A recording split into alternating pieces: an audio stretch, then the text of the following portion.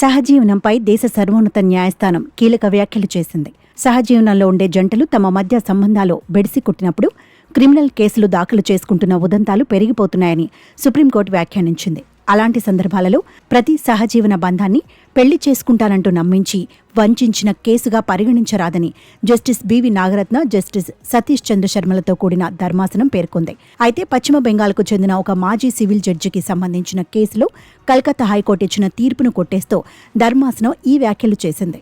ఈ కేసులో ఫిర్యాదుదారైన మహిళకు భర్తతో విభేదాలొచ్చాయి. వారి విడాకుల పిటిషన్ ఇంకా పెండింగ్లో ఉండగా 2014లో ఆమెకు ఈ మాజీ న్యాయాధికారితో పరిచయమైంది. ఆయన కూడా భార్యకు దూరంగా ఉంటున్నట్లు సదరు మహిళ పిటిషన్లో పేర్కొంది. ఆ సందర్భంలో తనను పెళ్లి చేసుకుంటానని, మొదటి భర్త ద్వారా పుట్టిన తన కుమారుడి బాగోగులు కూడా చూసుకుంటానని మాజీ న్యాయాధికారి హామీ ఇచ్చినట్లు తెలిపింది.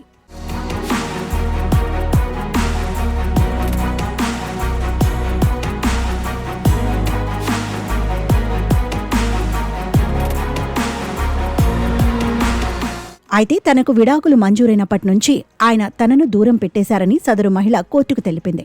ఈ మేరకు ఆమె కేసు పెట్టింది. ఈ క్రమంలోనే ఆమె పిటిషన్పై విచారణ జరిపిన సుప్రీంకోర్టు ధర్మాసనం ఆమె ఆరోపణలను నిజమే అనుకున్నా పెళ్లి చేసుకుంటానన్న హామీతోనే ఆ మాజీ న్యాయాధికారితో ఆమె శారీరక సంబంధం పెట్టుకుని ఉండకపోవచ్చని పేర్కొంది. పరస్పర ఆమోదంతోనే వారి సహజీవనం సాగినట్లు ఈ కేసులో వాస్తవాలను బట్టి వెల్లడవుతోందని వెల్లడించింది.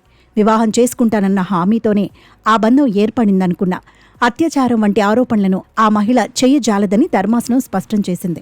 సదరు మాజీ జడ్జి భార్యకు దూరంగా ఉంటున్నా ఇంకా విడాకులు తీసుకోలేదన్న వాస్తవం ఆమెకు మొదటే తెలుసని గుర్తు చేసింది. ఈ కేసులో వాద ప్రతివాదులిద్దరూ ఇప్పటికే వేరువేరుగా జీవిస్తున్నందువల్ల వ్యాజ్యాన్ని ఇంకా కొనసాగించడం సరికాదని ధర్మాసనం తెలిపింది. ఈ కేసులో కలకత్తా హైకోర్టు ఇచ్చిన తీర్పును కొట్టివేసింది.